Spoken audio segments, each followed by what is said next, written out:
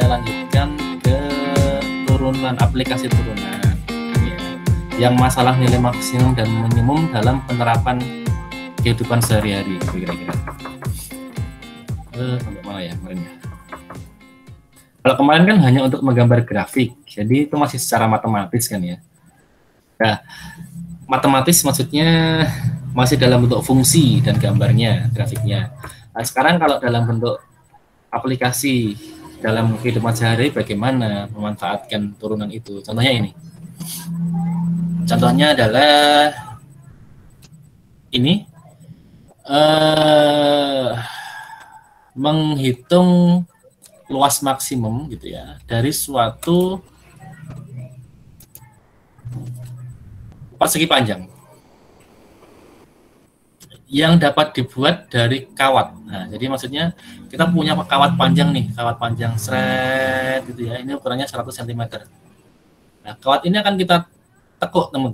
Akan kita tekuk itu apa ya? Bahasa Indonesianya apa ya? Dibengkokkan gitu ya, dilipat ya. Dibengkok-bengkokkan sehingga membentuk segi 4 ini, persegi panjang ini dari kawat yang awalnya lurus ini. Nah, gitu ya. Nah, kalau kita hanya punya kawat sepanjang 100 cm, kalau dibuat persegi panjang atau segi 4 nanti, kira-kira luas segi 4 yang kita bisa peroleh berapa, luas maksimum yang bisa kita peroleh gitu ya. Nah, kita bikin dulu modelnya sih, model matematikanya. Jadi model matematikanya seperti ini teman-teman. Ini adalah salah satu keberhasilan di dalam penyelesaian permasalahan adalah kita memodelkan permasalahannya ke dalam model matematikanya. Kalau nggak bisa nanti bingung mau ngapain gitu ya, nggak bisa. Nah, buat modelnya dulu. Yang dicari apa sih? Lu segi 4, gambar dulu aja kalau biar nggak terlalu abstrak, gambar dulu segi 4-nya. Oh, segi 4 itu ada panjang dan lebar. Panjangnya kita kasih Y, lebarnya kita kasih X gitu ya. Itu ngapain? Habis itu yang ingin dicari nilai maksimumnya kan luas teman-teman ya. Luas itu rumusnya apa? Jadi step by step. Luas rumusnya adalah X kali Y. Gitu ya. Nah, terus yang kita miliki apa sih gitu ya. Nah, ini teman-teman. Yang kita miliki adalah berarti seperti kelilingnya kan. Karena kawat ini kalau dibengkokkan nanti menjadi segi 4 itu kan artinya kawat ini menjadi keliling. Menjadi keliling dari persegi itu, persegi panjang ini. Menjadi keliling dari segi 4 ini teman-teman. Artinya keliling yang kita miliki hanya 100 cm itu. Nah, padahal kelilingnya kalau segi 4 kan berarti 2Y kan ya. Ada Y, ada Y, ada X, ada X. Berarti kan 2Y ditambah 2X sama dengan 100. Dibalik pada Y lah ya. 2X tambah 2Y sama dengan 100. Ini modal kita nih. Gitu ya. Modal kita ini. Disederhanakan boleh. Berarti X plus Y sama dengan 50, semua kita bagi 2, bagi 2, bagi 2, bagi 2 gitu ya. Jadi ini. Terus salah satu variabel kita nyatakan dalam bentuk variabel yang lain. Tuh, penting. Kenapa? Karena nanti kita sekarang bicaranya masih fungsi satu peubah ini, masih konsep turunan dalam fungsi satu peubah. Jadi jangan sampai fungsinya memuat dua peubah seperti ini gitu ya. Jadi harus satu kita nyatakan dalam peubah yang lain dulu. Boleh Anda nyatakan dalam Y boleh, dalam X boleh. Kita ikut di sini aja. Kalau dalam Y berarti X-nya pindah ruas jadi 50 minus X gitu ya. Artinya hubungan antara Y dan X yang kita miliki adalah ini. Y sama dengan 50 minus X. Nah, ini nanti yang kita substitusi ke sini teman-teman. Kita masukkan ke sini nanti. Saat itu ya. Nah, sehingga kita akan punya ini. Aduh, coret-coret, mohon maaf. Ini ya. Ini berarti luasnya kita jadikan sebagai fungsi terhadap satu peubah X saja. Ini luasnya adalah fungsi terhadap X. Y-nya di sini kita ganti sudah menjadi 50 minus X. Berarti X kali 50 minus X menjadi 50X min X kuadrat. Gitu ya. Nah, bagaimana untuk mendapatkan luas maksimum gitu kan ya? Untuk mendapatkan nilai maksimum dari suatu fungsi itu kan harus diturunkan. Itu ya, kemarin konsepnya seperti itu. Hubungannya dengan apa sih nanti kok turunan? Dengan garis singgungnya. Kalau turunannya sama dengan 0 kan berarti posisi garis singgungnya sedang mendatar tuh. Sedang stasioner berarti fungsinya gitu. Berarti dia dalam keadaan stasioner, menjadi dia saat itu sedang pada titik ekstrimnya, bisa maksimum bisa minimum gitu ya. Nah, kalau di sini kan maksimum, kenapa maksimum? Karena derajat tertingginya kan minus nih, minus x kuadrat, berarti kan fungsinya nanti pasti bentuknya seperti ini. Artinya kalau diturunkan nilai ekstrimnya bentuknya maksimum. Kenapa Pak kok pasti maksimum gitu? Karena ingat ya, ingat yang pernah Anda pelajari di SMA dulu, ini tanda dari variabel derajat tertingginya. Nah, ini derajat tertingginya kan x kuadrat nih, tandanya minus, berarti kan fungsinya menghadap ke bawah nih, gitu ya. Itu kalau dalam fungsi kuadrat kan mudahnya mengingat-ingat seperti itu. Nah, kalau ini diturunkan jadi apa? Jadi ini L aksen ini. L aksen berarti 50x menjadi 50 minus x kuadrat menjadi minus 2x ini. Nah, ini harus sama dengan 0, ini kurang ya. Di mana ya? Malah coret. Sorry. Ini ya. L aksennya kan 50 minus 2x ini harusnya sama dengan 0 dulu, itu maksudnya. Ini salah, kurang ini. Nah, kalau sama dengan 0 berarti 50 sama dengan 2x. Berarti x-nya sama dengan 25 gitu. Maksudnya gitu ya. Jadi untuk mendapatkan luas daya maksimum itu saat x-nya sama dengan 25. Nah, di sini di contoh ini diberikan lagi uji turunan kedua sih untuk memastikan benar nggak sih dia maksimum gitu ya. Jangan-jangan dia minimum gitu. Padahal sebenarnya kalau kita sudah paham tadi, karena di sini pangkat tertingginya x kuadratnya adalah negatif minus x kuadrat kan ini pasti sudah jelas ekstrim maksimum harusnya. Tapi kalau mau secara matematis diselidiki ya nggak apa-apa. Pakai turunan kedua. Turunan di kedua berarti ini diturunkan lagi nih. L aksen diturunkan lagi, berarti kan tinggal min 2 saja. Sama dengan min 2.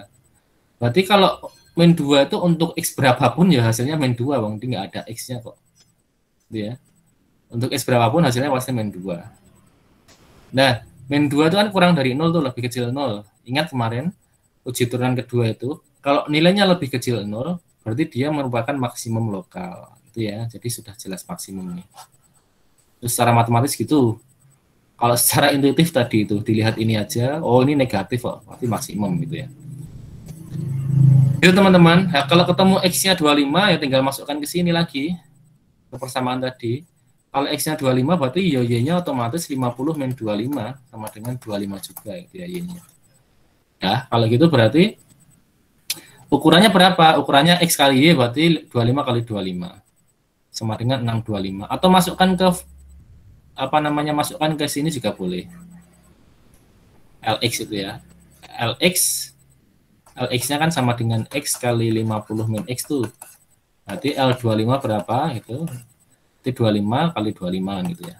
25 kali 25 sama dengan 625 cm kuadrat. Ini luas maksimum yang bisa kita peroleh dari kawat 100 meter yang kita bengkokkan menjadi suatu segi 4. Gitu teman-teman.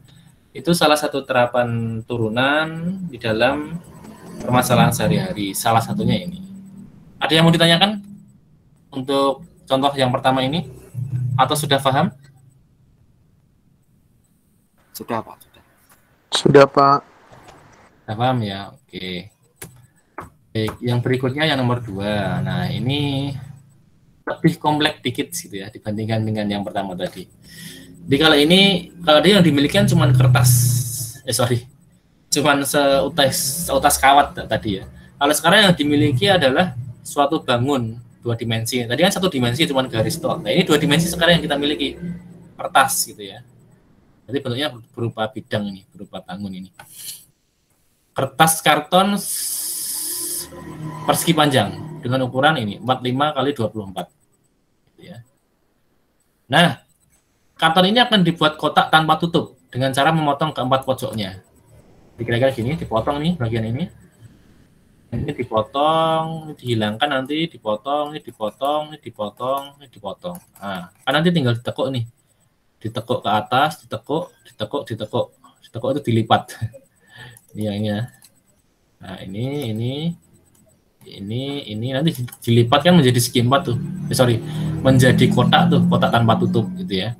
Lah, pertanyaannya adalah kira-kira ukuran kotak ini nanti berapa supaya mendapatkan volume kotak yang maksimum, teman-teman. Gitu ya. Nah, berarti kita anggap tadi ukuran motongnya itu adalah sebanyak X cm gitu ya. Jadi ini motongnya kan harus berbentuk persegi nih. Supaya apa? Supaya kalau ini dilipat ke sini, ini dilipat ke sini, ini kan pas nanti. Ini nempel ke sini. Ini nempel ke sini, ujung ini nempel ke ujung ini, ujung ini nempel ke ujung ini. Jadi potongannya harus persegi. Kalau nggak persegi ya nanti nggak jadi kotak yang rapi gitu ya. Maka di sini X ini X, ini ya X ini X, ini X ini X, ini X ini X gitu ya. Sehingga nanti panjang sisanya ini, nah yang segini ini tinggal 45 min 2X. Awalnya kan segini itu 45 nih. Nah, ini sampai sini tuh 45. Tapi karena dikurangi X dan X berarti kan 45 min 2X gitu ya. Terus ini awalnya segini itu adalah 24 cm. Tapi karena dikurangi X dan X maka segini itu menjadi 24 min 2X. Nah, itu berarti nanti menjadi salah satu ukuran dari kotak yang sudah kita miliki, teman-teman. Nah, kemudian dari setelah kita lipat nanti, berarti kan kita punya ini nih ukurannya. Nah, yang ini alasnya ini 45 min 2X. Kemudian lebar alasnya ini adalah 24 min 2X. Kemudian tingginya itu kan menyesuaikan potongannya ini berarti. Potongannya adalah sebanyak X cm. Nah, berarti panjangnya 45 min 2X, lebarnya 24 min 2X, tingginya adalah X. Berarti volumenya tinggal dikalikan ketiganya tuh. Panjang kali lebar kali tinggi yang gitu ya. Jadi panjang, lebarnya ini, tingginya ini. Dikali menjadi ini. Nah, gitu ya. Atau sama dengan ini, teman-teman. Setelah kita kalikan sama dengan ini. 4X pangkat 3 min 138X kuadrat plus 1080X. Nah, ini berarti fungsi volume. Fungsi volume dari kotak ini gitu ya. Dia adalah derajat 3 ini berarti. Pangkat 3 ini ya. Nah, kemudian apa yang harus kita lakukan? Pak, ini ada apa sih, Pak? Kata-kata ini, Pak, yang belakang ini. Nah, ini keterangan sih. Bahwa X-nya itu maksimum hanya 12, minimum 0. Kenapa maksimum 12, Pak? Karena lebarnya ini kan 24 nih. Berarti kan maksimum dibagi 2 untuk X yang atas dan X yang bawah kan itu. Berarti maksimum X-nya adalah 12. Nggak bisa lebih dari itu dong. Lebih dari itu ya gimana nanti, Bang? Ukuran lebarnya cuma 12 itu ya. Itu. Nah, kemudian kita turunkan, ingat ya, yang kita cari kan ini, permasalahannya adalah volume kotak maksimum, teman-teman. Volume kotak maksimum. Berarti fungsi volume ini kita turunkan, kita diferensialkan. Menjadi apa ini? 12X kuadrat, nah ini sudah difaktorkan seharusnya 12X kuadrat, ini menjadi 276X ditambah 1080. Nah, ternyata ketiganya bisa dibagi 12 semua, jadi 12 bisa kita keluarkan di sini nih. Nah, tinggal yang belakang ini bisa kita faktorkan ternyata ini. Kita pecah bisa ternyata ini sama ini. X-18 dikali X-5. Nah, berarti pembuat nolnya itu kita punya 2 pembuat nol nih, titik stasionernya, yaitu di X sama dengan 18, dari sini kan. Kalau ini kita sama dengan kan 0 kan, ketemu X sama dengan 18. Kalau ini kita sama dengan kan 0 kan, ketemu X sama dengan 5. Nah, kita punya 2 titik stasioner, tapi kita belum tahu jenisnya apa. Kalau soal sebelumnya tadi enak, karena cuma fungsi kuadrat. Jadi tinggal dilihat koefisien dari X kuadratnya itu berapa. Kalau negatif berarti maksimum, kalau positif berarti minimum gitu aja. Tapi kalau ini karena pangkat 3, ini harus kita selidiki nanti ya. Selidikinya bisa pakai uji turunan kedua. Nah ini, kalau pertamanya turunannya adalah ini, berarti kalau diturunkan lagi, nah, itu menjadi ini. Ini turunan keduanya. Nah, kita bisa gunakan untuk menyelidiki tadi apa jenisnya ketika X-nya sama dengan 18 dan apa jenis titiknya ketika X-nya sama dengan 5. Masukkan ke fungsi turunan keduanya ini. 18 kita masukkan ke ini, hasilnya 156. 5 kita masukkan ke ini juga, hasilnya adalah minus 156. Nah, berarti yang 18 itu menjadi minimum lokal, yang minus 156 menjadi maksimum lokal. Ingat ya, pokoknya yang positif, ini kan positif ini, lebih dari 0, itu minimum lokal.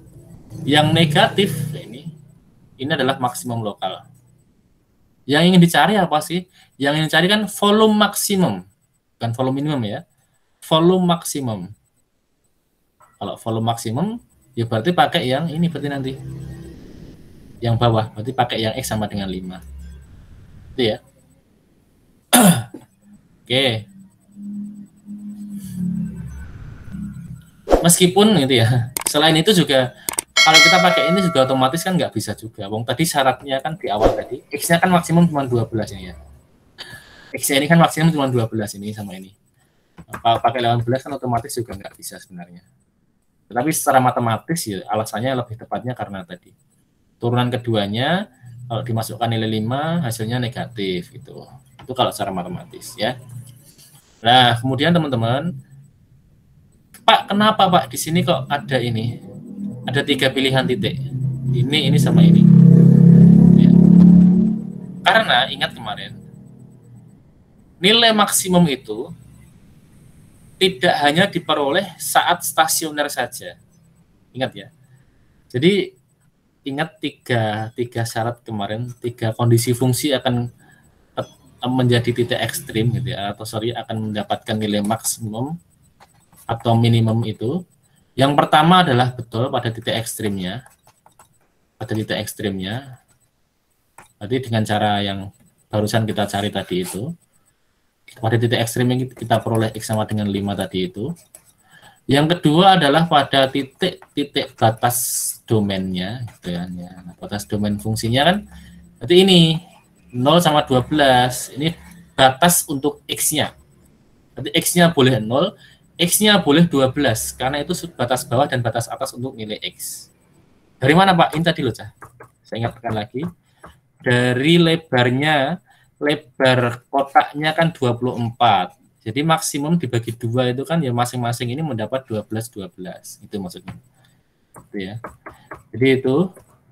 Jadi batas domainnya ini X boleh 0, dibuat benar-benar 0.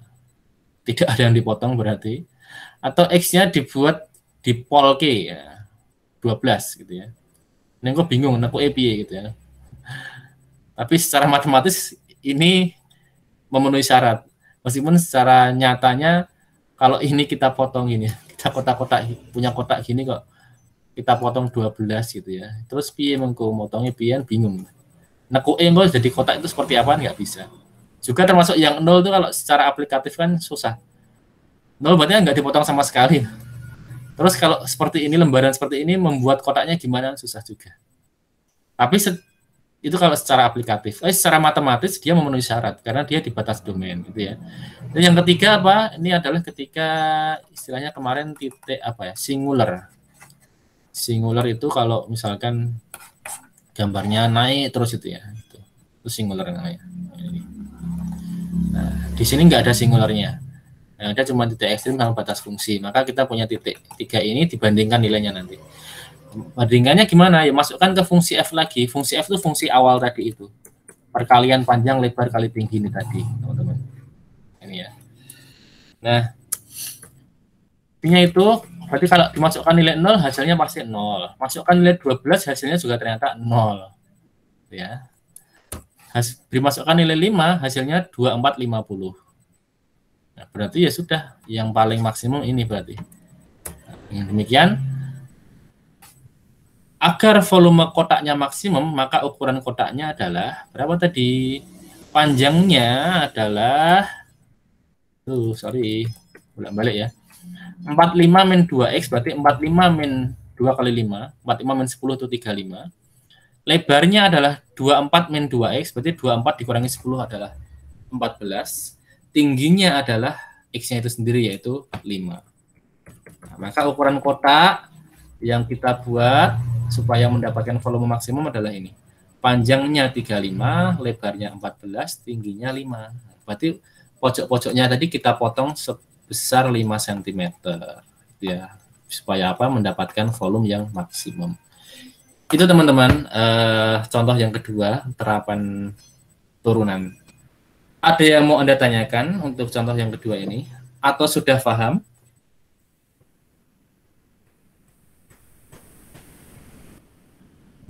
Halo? Sudah, Pak. Oh, saya sudah. Sudah paham? Yang lain? Saya sudah paham, Pak. Tapi mau bertanya tentang yang pertama tadi, Pak. Contoh yang pertama malah? Ya, itu kan maksimum, Pak. Kalau minimumnya gimana, Pak? Ini ya Mas ya? Iya. Nah, berarti kalau untuk mendapatkan kotak minimum ya, untuk permasalahan ini nggak bisa. Berarti nggak usah dibuat kotak gitu Mas. Oh, alah. Karena ketika kita buat kotak, ini satu-satunya solusi untuk rumus ini kan pasti maksimum gitu. Nggak akan mungkin mendapatkan minimum, karena ini bentuknya adalah 50x min x kuadrat itu Mas. Maksudnya gitu Mas. Artinya tidak ada pilihan untuk minimum memang di sini. Kalau mau mendapat minimum ya berarti ini nggak usah dibuat kotak gitu, istilahnya gitu. Biarkan kawat itu panjang gitu. Itu Mas. Oke Pak. Terima kasih Pak. Yeah. Ada lagi silakan kalau ada yang mau tanya.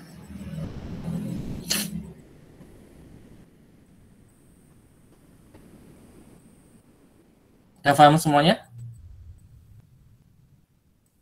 Halo? Yang lain masih bergabung teman-teman? Ya Pak. Sudah paham Pak. Yeah.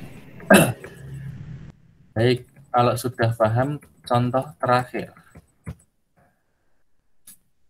Bisa saja masalah yang dihadapi itu harus dimodelkan ke dalam bentuk fungsi implisit, teman-teman. Berarti antara X dan Y itu nyampur.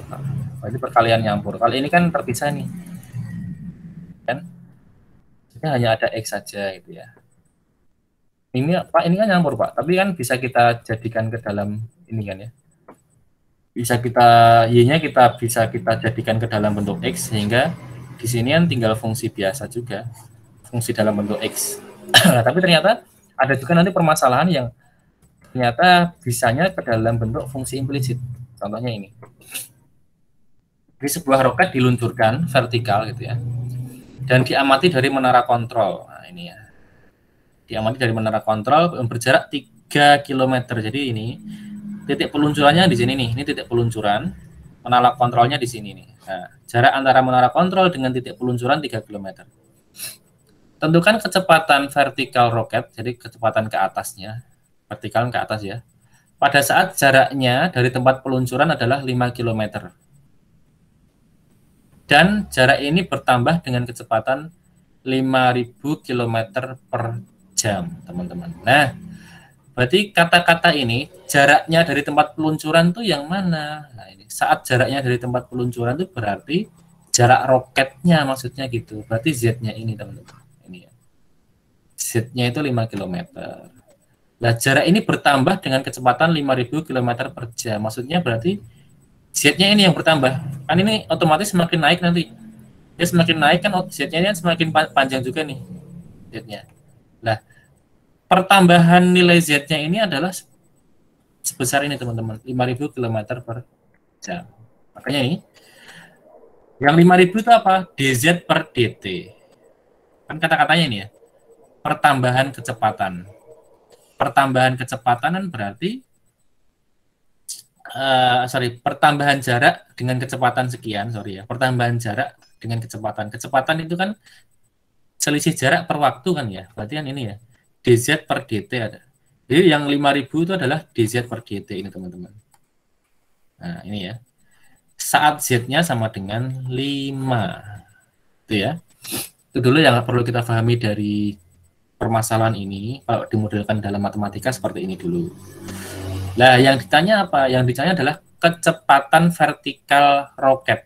Berarti kan ini. Berarti yang ditanya adalah dy per dt-nya berapa kan gitu ya. Karena kecepatan vertikal berarti kan jaraknya adalah jarak vertikalnya y terhadap waktu kan, berarti dy per dt itu yang dicari nanti. Nah, dengan menggunakan dalil Pythagoras, teman-teman, kita kan yang fix, yang nggak berubah kan bawah ini nih. Ini kan fix nih 3 km, artinya jarak ini dan tempat peluncuran kan nggak bergeser. Menara kontrolnya kan nggak menjauh nih. Tempat peluncurannya kan juga tetap di sini, nggak bergeser kanan kiri. Jadi 3 km ini kan fix, sudah fix tetap. Yang kemungkinan selalu bergeseran ini Y sama Z-nya ini teman-teman. Setiap waktu selalu bergeser. Tambah 1 detik aja Y-nya semakin ke atas, Z-nya juga semakin bertambah. Tambah 1 jam apalagi. Tambah 1 jam otomatis Y-nya semakin jauh ke atas sana gitu ya, ke atas sana. Z-nya juga otomatis semakin jauh. Sudah 5.000 km ya. Karena sudah tambah 1 jam gitu ya. Itu Z-nya. Nah, berarti kalau kita buat Pitagoras, yang masih variabel ubah itu adalah Y dan Z-nya yang bisa berubah-ubah.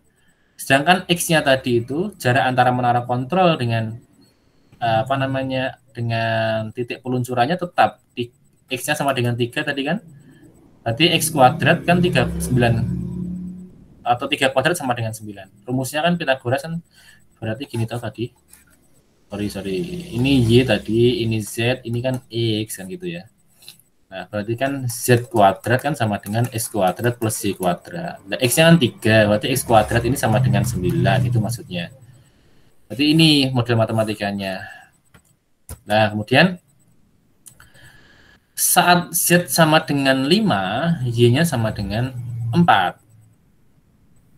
Ini ya. Menggunakan model ini. Ini kalau Y-nya ini kita isi 4, Z-nya kan 5. Y-nya 4 kan 16 toh. Y kuadrat 16. Berarti kan Z kuadrat 25. Berarti Z-nya sama dengan 5.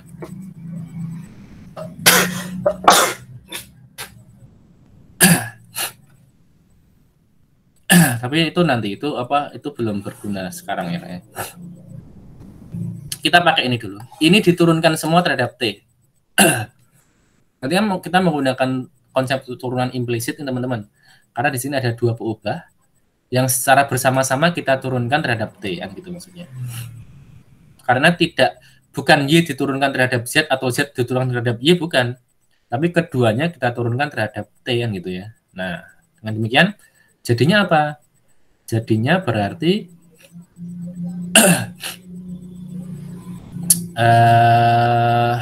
gini ya. Secara rumus kan gini, secara rumus.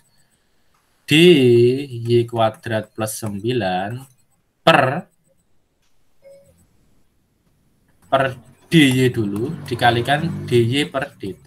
Itu kan ya. Yang belakang ini DZ kuadrat ini per DZ dulu dikalikan DZ per DT. Pakai aturan rantai gitu ya. Maka kenapa di sini masih ada DY per DT sama DZ per DT itu karena ini teman-teman, bantuan aturan rantai ini, karena ini sama ini. Pak, kenapa Pak? Ya kalau kita langsung bagi DT ya nggak ketemu loh. Wong ini nggak ada T-nya kok. Antara Y dan Z kan nggak ada T-nya ini. Yang kita miliki kan cuma Y sama Z. Maka harus pakai aturan rantai. Dibantu pakai DY per DT sehingga bagian yang depan ini Y kuadrat plus 9 ini diturunkannya terhadap DY aja, terhadap Y. Bagian yang belakang Z kuadrat ini diturunkannya terhadap Z atau DZ ini. Itu ya. Nah, maka yang depan ini diturunkan terhadap Y menjadi 2Y saja. 9 kan hilang karena 9 itu bilangan. Nah, makanya ini turunannya menjadi 2Y. Yang belakang ini Z kuadrat diturunkan terhadap Z menjadi 2Z. Itu ya. Itu kalau sudah tadi yang kita miliki apa tadi? Yang kita miliki kan kecepatan Z-nya tadi, dz per dt ini. Nah, dz per dt di sini kita punya 5.000 nih. Gitu ya, kita punya 5.000. Berarti nilai ininya, sorry.